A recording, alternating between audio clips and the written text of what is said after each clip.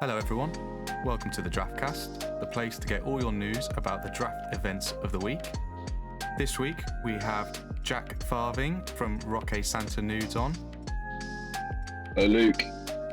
How are you doing? Very well, thank you, very well. Merry Christmas. Merry Christmas to you, yeah. This is our Christmas episode as well, so slightly different theme on the picture you'll notice, and music as well. So this week we're going to do our league table review, our weekly team review of Roque Santa Nudes, and we'll do our team and player predictions of the week. And then Jack has brought his own segment, so we'll talk about that later. So into the league table review. I'll start, Jack. All I've really noticed is there's a lot of movement down in the bottom half this week, which is good to see, I think. Great. What would you like to pick out from the league table this week? Do you think, as we've said earlier, Adam, where he's at now, and kind of where he was not that long ago, like kind of in the mix, there was quite a mixed pack at the top, and which one Villa was doing well, but they're still doing okay now. And obviously Kane was scoring, and Reguilon was keeping clean sheets, and you look at it now, and suddenly bottom of the table. I saw it earlier, kind of clicked on his team, and you've got Kane and Grealish when he's going. Yeah. Then there seems to be holes there, and this week he's kind of been found out. Obviously, it doesn't help. He's got 3 players on his bench, and none of them have played, which straight away puts you at disadvantage. Yeah. And the Leeds result for Ayling was bad. But yeah, it's tough to see that kind of decline. Tolly again, a kind of back-to-back week surge.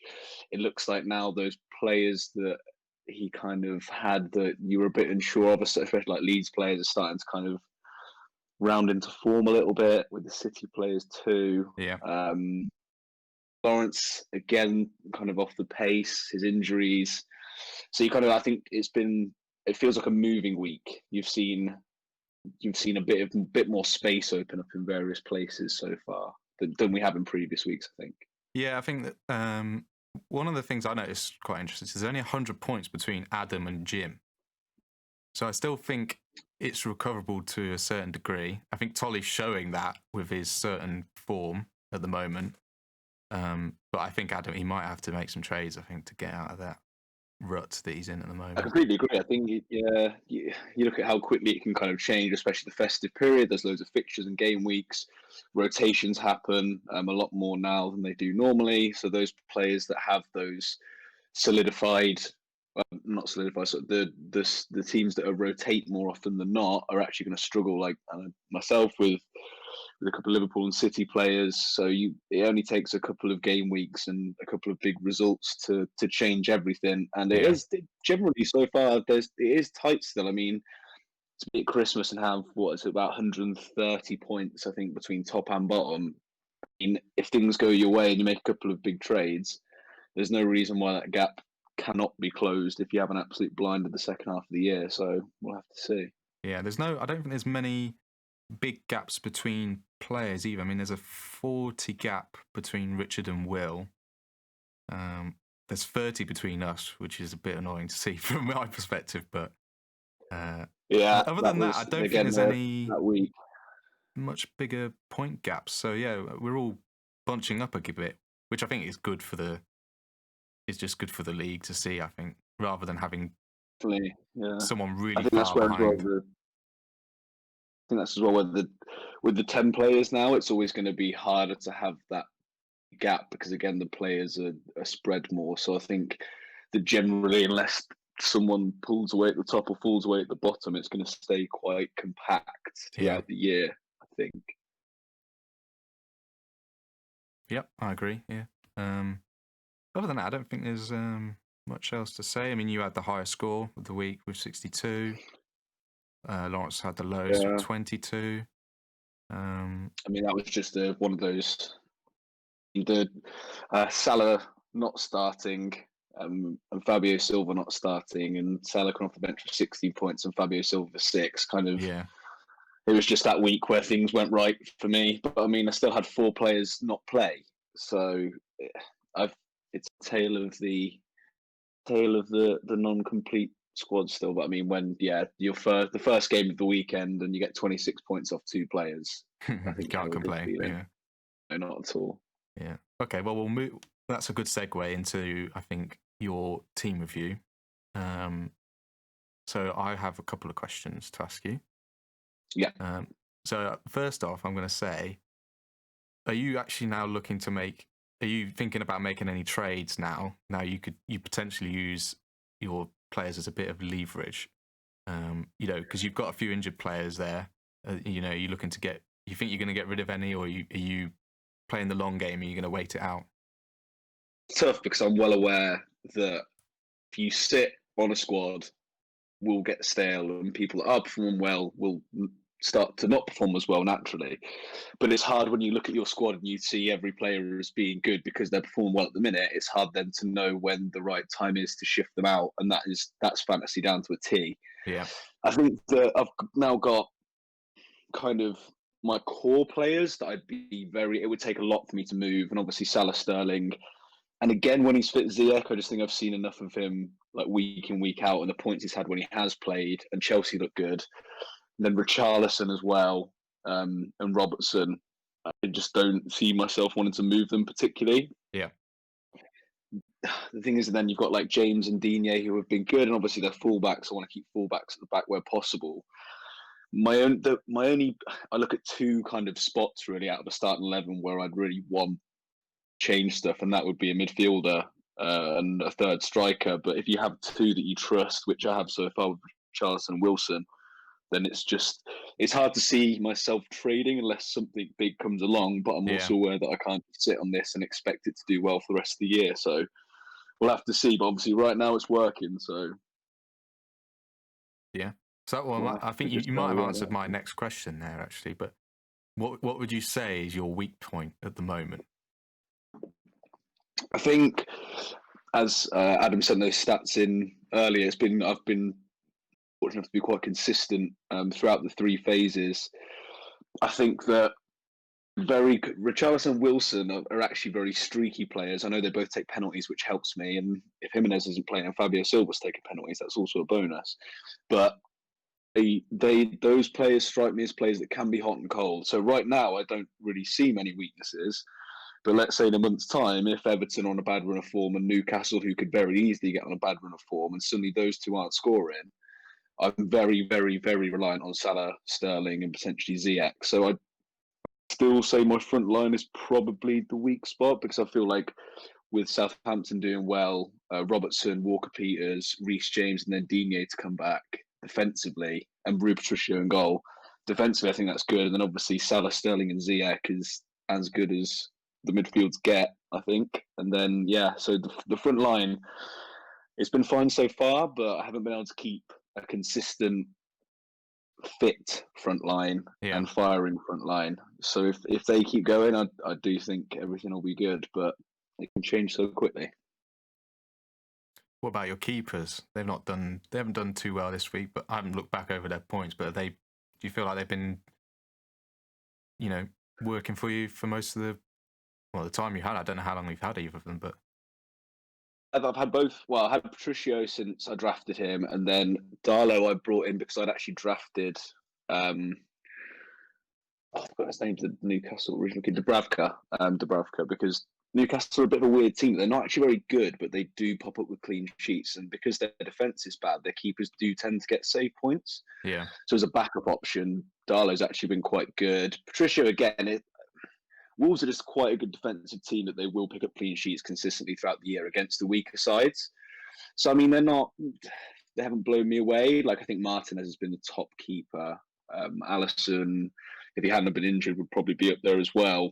But, I mean, in terms of your keepers, they've done kind of as much as I could ask for. I mean, they're not going to win and lose you a season, really. So the clean sheets they've popped up with here and there, I think both of them have saved a penalty, actually, at different games. But yeah, as much as I could ask for from keepers, but that could be another weak spot. But again, I don't think you can do much damage to yourself in terms of overall throughout the season if your keepers aren't great. I mean, it's kind of obviously the least important position, really. Yeah, I mean, we don't see many people trading them. I traded McCarthy with Adam, but he was always sitting on my bench anyway, so I didn't really see the harm in that. Yeah, I think that apart from that season where City and Liverpool, I think it was 2 seasons ago, where they were just like running away with the league, clean sheets most weeks, and then Alisson, Ederson, you basically had to have one of them. Because obviously now, whether it's playing behind closed doors or whether they just aren't quite as good as they were defensively, those sides then, but keepers, they just don't. There isn't one or two that stand out from the pack enough to warrant kind of big trades between them. No, yeah. So I say quietly confident, but you've got a very good base point, and yeah, I mean, many people probably would say you've got very little to change, but everyone's their own critic, aren't they? I guess there isn't a perfect team. We'll have to see top of Christmas. Back years, that is what I was aiming for, but last year I didn't get the job done, so I'm not going to count my chickens just yet. But quietly, it's still a long way to go. Yeah, it's been a solid start. Long way to go. Many injuries to come yet, I'm sure. Yeah. Yeah. Okay. Well, if there's nothing else, I haven't got any other questions about your team this week. No, all good to move on to the next section, I think. Okay. Yeah. So next we have. Well, we'll start with team of the week. Of our 10 teams, who do you think is going to top the lead? Well, not top the leaderboard, but top the score for the game week. There was two that stood out to me after looking. Them actually on second glance, I do think it could be in for quite a big week. Actually, yourself, actually, team wise, obviously your Southampton players, Fulham this week. Yeah. It's quite a good fixture. Palace, Villa. You don't know what's going to happen. I just have a feeling that's going to have goals in it, and it wouldn't surprise me if Eze popped up with a couple of assists or something. Mings as well, likes to head a goal. Yeah. I do think as well, obviously City, then if Gundogan plays, they're playing Newcastle, that's potential points. So I do think that I have a feeling that you could be in for some points this week. But I thought the one that stood out, and it will do him some good because he's been flying recently, is Tolly. I think Tolly could, if his players play, this is the thing, because we're about to head into proper rotation season for Liverpool and City. Yeah. But Liverpool, they have West Brom. City have Newcastle. Leeds have Burnley. I think it is. Is it Burnley? Yeah, it's Burnley. And then Everton with Calvert-Lewin have Sheffield United. So he is looking at a lot of favourable matchups this week. It feels like his players are kind of rounding into form. I know DCL's been flying the flag for him all the way through. Yeah, definitely.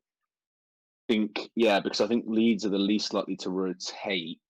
I suppose they've had quite a poor week though, so you don't know. But yeah, I think if his players play ones that he expects to, I think he could actually be on for a proper big week, potentially 50, 60 plus.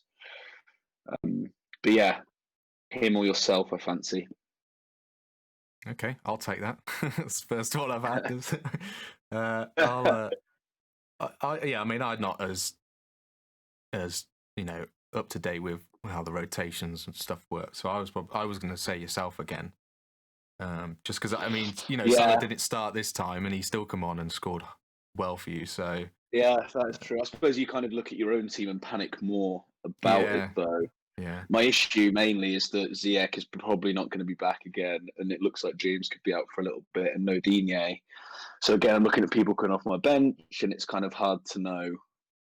It's just hard to know at the minute what I've kind of throughout the year really what I've got in terms of 11 actual players. If Sterling plays, I think hopefully Sterling, Salah, and Robertson play. I'm confident I could do well because most of the matchups are favourable, but I think just Tolly, just seems that Tolly's 11 players have a favourable matchup, and I think they're more likely to all start than my own. Yeah, I mean, if he carries on with the form he's on, he's going to be knocking on the top 4 for sure. So indeed, it'll be interesting to see what happens. Will be. So, what player do you think will score? Will take the game week? Oh, that is a good question. I gonna stick my neck out and say we're gonna have a Trent Alexander-Arnold breakout game because generally compared to what he was last year, and he was taken, I think, maybe even third overall, fourth overall. He was Tolly's first pick because last year he was effectively a winger that regularly assisted, maybe scored a few as well, and also kept a lot of clean sheets. And then this year he just has not done it. He's been injured for a while, obviously. Liverpool haven't kept quite as many, haven't been defensively dominant as they were without Van Dijk as well. But I feel that obviously they're playing into form a little bit, starting to assert their grip. The very, very favourable match against West Brom. I could see Liverpool scoring a fair few again, maybe a few from corners. So I'm gonna go slightly off piste and say that I think Trent could be the highest point scorer this week. Definitely one to watch. It's a bold move there, Jack. I was gonna play it safe and just say Salah because I think you're right. The matchup is very favourable for Liverpool, and if he does come on and play, he looks like he's gonna, could he score more than he did last week? So, yeah. Yeah, if he does start, and again, as you say, he was rested last game week, but obviously the fixtures come thick and fast in the Christmas period. So even though obviously I wanted him to, there's no guarantee for me he starts. But I could see that as well, 100%. I could see Salah having the big week, which I would definitely not turn my nose up at. Nope. Right. Okay. So the next section then is what you've brought along. So we're gonna look at some trades and review some of the trades that have happened over over all the game weeks, I presume. How many have you got overall? So I have, I believe it is 1, 2, 3. I have 5 in total. Wanted to quickly cast an eye over, obviously because a lot of people have been talking about trades recently with one specific one in mind, but I wanted to have a look at the numbers of just ones that jumped out to me for different reasons, some bad, some good, some unfortunate. Yeah. Because it's the most important aspect. Last year, I didn't have De Bruyne, I didn't have Silva and co. I think the most important thing about fantasy is the trades you make in the first kind of quarter of the season, because it's when you can proper maximize value. Because three-quarters of the way through the season, everyone knows who's good and who isn't. So it's more a question of seeing who you've drafted, working out what hasn't worked, and then changing that before people necessarily fully realise the value of the players that are there. It'll be good to cast an eye over that. All right, then let's have your first one. So, because it is referred to as the trade, and one I was involved in, I thought obviously the Sterling trade, as it is being known and heavily criticised by Willian, who I don't think are particularly happy over it. So, in total, just recap the trade, it was in game week 8, and I received Reece James, Raheem Sterling, Callum Wilson, and I gave away Ben Chilwell, Phil Foden, and Sergio Aguero. And if you just look at the pure numbers since the day of that trade, those 3 players, James, Sterling, Wilson, have scored me 85 points. And for James, Chilwell, Foden, Aguero have scored 41 points. So obviously it's quite a big, but it must be tabbed that obviously the Aguero side of that is more of a long-term season investment. He hasn't played yet. He's been in and out and injured and stuff. Yeah. But in terms of looking back at the trade, I understand that. So you have, as Tolly says, cheap players. So your Salahs and Sterlings and that. But Sterling and City hadn't been as good this season. And Foden, up to the point I traded him, was actually playing consistently and had played well.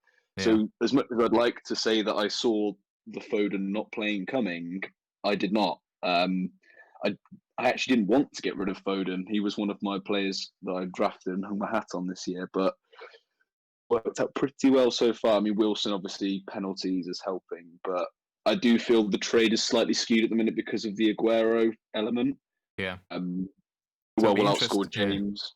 It'll be interesting to see then at the end of the season, if you guys still have those players, what those numbers tally up to if Aguero does start playing again and scoring well. Yeah. The issue with that as well, James is obviously quite quick on the trigger finger. He's now since shit Foden out for Kai Havertz, who also isn't playing well. So then that that obviously puts him even more kind of in a bind because it's the player that he did draft him, I Yeah. suppose Aguero and Chilwell, but also Foden. If you let one of them go this early, but Foden since the trade has happened has only scored 7 points, and if you compare that to Sterling's 33, it's just doesn't look good. But then Chilwell has scored 33 of those 41 points for James, whereas Reece James, Sterling, and Wilson have scored 23, 33, 29 between them, so a lot more spread. Yeah. I suppose it'd be quite...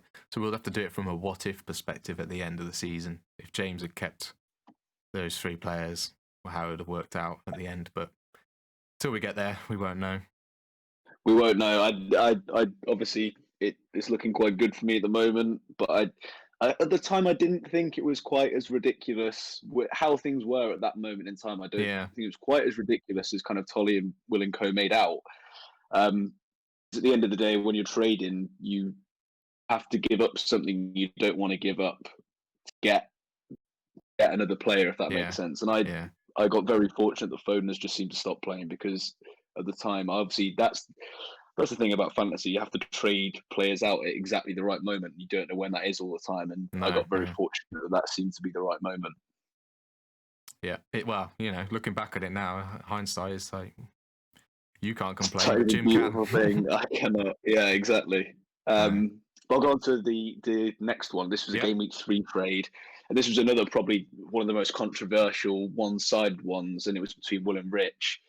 And the trade was Will received Dyer, Fernandez, and Adams, and Rich received Maguire, Pereira, and Wilson. Obviously, there's a caveat there because Wilson didn't stay with him very long. And since that trade happened, Will's players, so Dyer, Fernandez, and Adams, scored 192 points, whereas those players Rich traded for have scored 120. However, Wilson has 72 of those 120, and he traded Wilson out for Ayew the very next game week, and Ayew has 19 points compared to Wilson's 72. So it's actually a lot less favourable than the raw numbers suggest, and it's one that, especially Rich as a United fan trading in Fernandez, must be very upset about, considering he's actually doing okay. Yeah. And if he had a Fernandez in that squad, because Pereira has scored 15 points since that trade went down, and I think he had about the same number because he had a big game week 2 or 1. So yeah, 33 for Maguire, 15 for Pereira, and 19 for Ayew, compared to 40 for Dyer, one of the best defences in the league, Tottenham, 88 for Fernandez, and surprisingly 64 for Shea Adams, who you have since picked up, I believe. Yeah, I've got Dyer as well, so there you go. So you've actually benefited from that trade probably the most. Well, I'm not going to complain. Yeah, I mean, I've done quite lucky with picking up waivers. Very well free agents. Some of the waivers I've picked up, like Prowse, I picked up from a waiver. I couldn't believe it, but yeah. So. Zuma as well. Zuma's been a goal scorer. Well, I think the highest scoring goal scorer in centre half, I believe. But yeah, he's up there. That's another very good one. But yeah, I mean, there's not loads to say on that trade really, apart from that. Again, that's a rookie error from a rookie manager, I believe. Away Bruno Fernandes, which again he's in that top tier of players in your Salah, your Sterlings, because he's penalties, but he's also open play in a generally good team. So actually, that takes me on to the next one I want to talk about is more. This is the way, because fantasy you can have the best laid plans, but it can go wrong for no reason, kind of apart from your own. So this is a Game Week 4 trade between Jim and Lawrence. And Lawrence got James Rodriguez and Jimenez for Sterling and Ayew, which again, on the balance of it, you'd think that Lawrence has done really, really well there.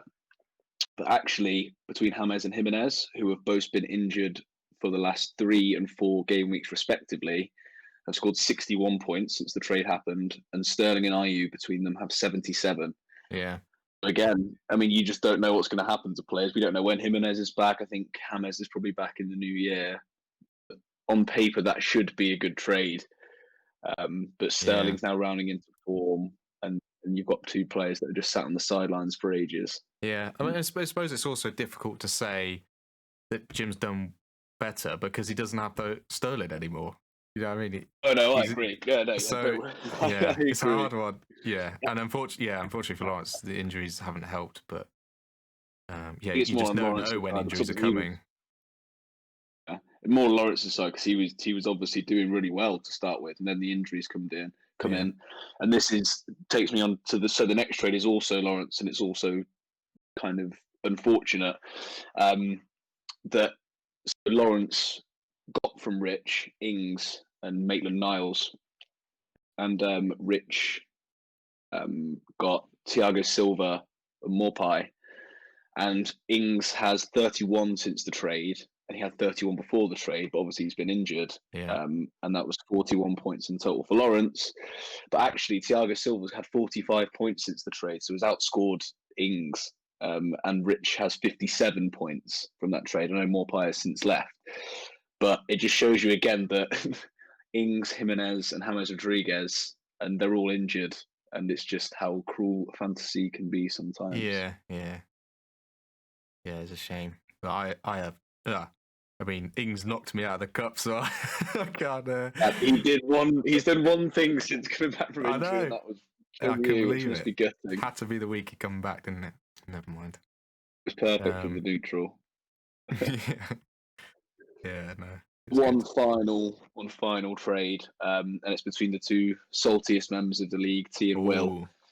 And it's quite an interesting one because there's a lot of players have moved around kind of since. It's quite a weird trade.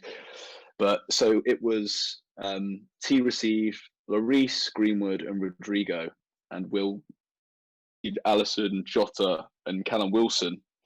And in total, T has 115 points since then, and Will 164. Again, I know Wilson has moved on, but that's what would have been the trade. So not a great trade from T, although Rodrigo, as he said, has started to pick it up a little bit. You got Lloris, 60 points. I mean, is actually, I think he could be the second most valuable goalkeeper, I think.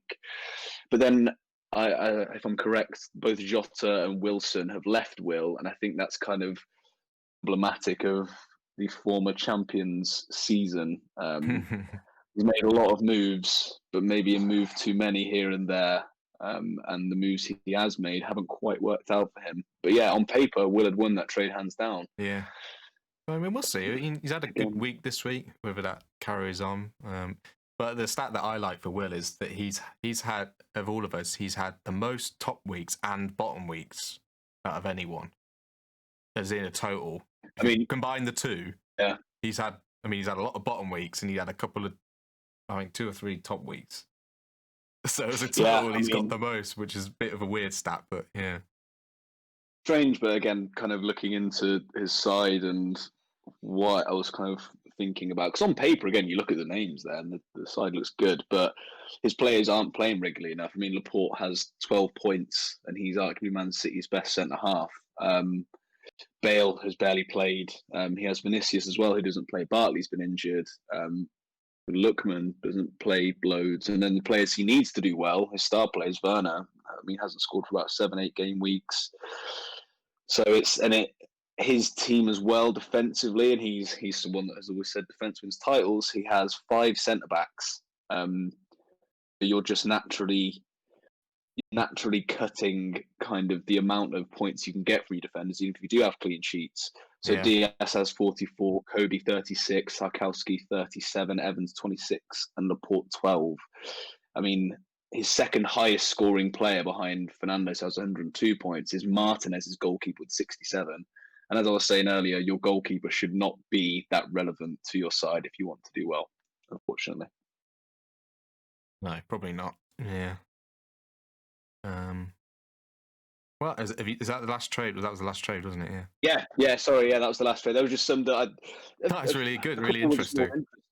More interesting. But then obviously I wanted to touch on the big ones, and then ones that I think the Lawrence it just highlights that how unlucky you can be sometimes. The best laid plans of mice and men, as they say. But again, long season, more injuries will happen, more trades will go down.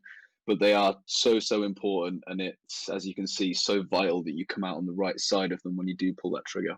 Yeah, I mean, and yeah, trading has sort of dropped off a bit. I think, like you say, everyone sort of gets happy with their team and doesn't want to let their players go. But when you've got like the likes of Jim and Tolly, just like, do you want to trade? Do you want to trade? But it never goes anywhere. So I could never see how serious people are. Especially Tolly, he wants the players, but he doesn't want to give up his good players. And unfortunately, if you want to trade, because everyone in their own head wins the trades they make, so you have to give up something you don't want to give up to get a player, and that's obviously a hard thing to do. But yeah, we should say there will be many more big trades. But obviously, I remember very vividly the first international game week of last year, where there was, I mean, people just basically swapped around the whole squads with each other. It went mad, didn't it? Yeah. Because that was like your first year. I think we made more trades, but at the end of that international break than you all did in the year before. I think that's what Adam. There was some stat like that because the first year you lot made barely any trades, and then that second year there was loads done within a few weeks. So no, but yeah, no, we shall see more. So obviously a few lessons for everyone. One, don't be unlucky, and two, always make sure you try and come out on top because it can screw up your season. Yeah. Well, thanks for coming on, Jack. Thanks for your trade review segment. That was really good. I'm going to try and get each manager to come on and do their own little segment, I think, rather than try. Because I mean, I did that stat of the week last time, but you know, there's only so many stats I can come up with to compete with Adam. So I'm not going to compete with Adam. I'm going to let people come on and bring on their own little segment. So yeah, we'll end it there. I'll wish you a Merry Christmas. I hope you have a nice time with your family. And yeah. Merry Christmas to you too. Thank you very much for having me on, and it's been once again another enthralling start to the year. A wonderful AGM. Hopefully this time I'm stood atop the mountain at the end of it, which I'm sure is something that everyone in the league wants. Yeah. But we shall see. Good luck to you. Good luck to everyone else as well. And remember, everybody, draft is life. This is the DraftCast, and we'll see you next time. Goodbye.